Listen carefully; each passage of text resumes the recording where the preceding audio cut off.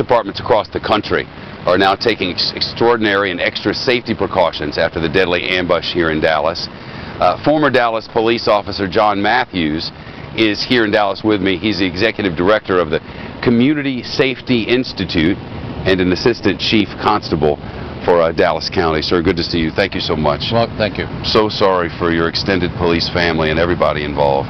And our thoughts and prayers go out to all of those injured and the families of those we've lost. Where do you even begin now?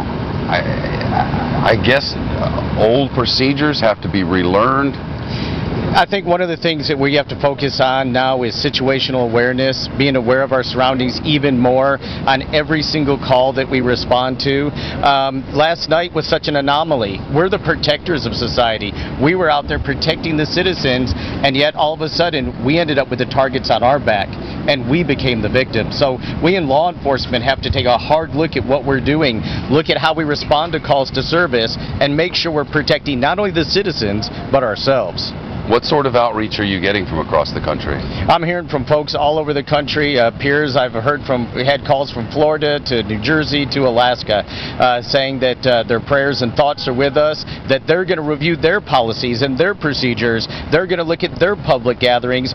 They want to keep their officers and citizens safe. Police have protective gear that's heavy and hot. And in a city where for the next 10 days the high's not going to be less than 98 degrees, how do you suggest to people maybe we need to wear more cover? Well, that's one of the hard things that we've got to do. It's hot for us out here now. Putting that bulletproof vest on, putting on the riot gear, it makes it uncomfortable. But the message we've got to give our officers is it's safety first. It'll save your life.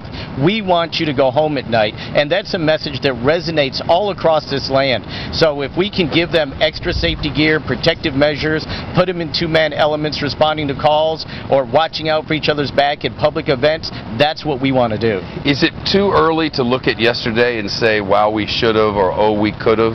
I think in Dallas, we've got to go through the grieving period. We've got to look at the investigation. I think around the country and other agencies that are a step back, they may look and say, how are we doing our procedures? You know, what policies do we have in place to protect our officers? Are we making sure that officer safety is paramount? This is not the first time police officers have been targets. It's not the first time there have been calls for police officers to be targets. And I wonder if you feel like in the main, this is something we somehow need to address as a society, and if so, where do we begin? Well, unfortunately, we've had about the last 5 years a tremendous increase in ambush attacks. We lost those 2 officers in Las Vegas that were just eating lunch. We lost the officers in New York City that were sitting in their squad car, a place that used to be our safe haven. So we have to take a look at this new paradigm now and know that we are potential targets, and we've got to watch out for that. Are there immediate changes to be made? I think there are changes that we can immediately look at some of our policies, look at how we do things, and I think we can sit down with officers in our roll call briefings, take that extra minute or 2 out and say, guys, we want you to come home tonight. This is what we want you to do and how we want you to do it. You've got to be safe if you want to protect the citizens out there.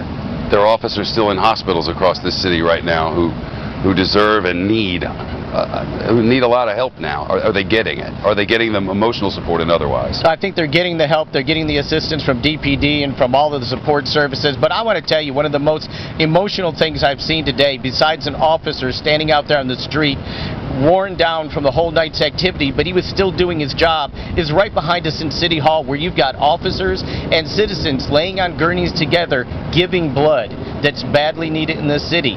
The citizens and cops can come together, and I hope they will. The rest of us across the nation who watched in horror last night and grieve along with you today, what can they do? What can somebody sitting at home do? Well, first thing, if they see something suspicious, if they see someone that looks out of place, a package, someone carrying a weapon that they don't think they ought to have, or a vest that looks out of place, call, let us know. We want to err on the side of safety. I think the other thing overall we can do across the country is work harder, be proactive in bringing citizens and law enforcement to the table, voicing our concerns, sharing our experiences, and understanding that public safety is not just up to the police. It involves everybody. It's going to take the entire community to come together to keep us safe. John Matthews, let's hope for that. It's so nice to meet you. Thank you. Thank you, sir. Well, continuing coverage of the investigation into last night's attack here in Dallas. First,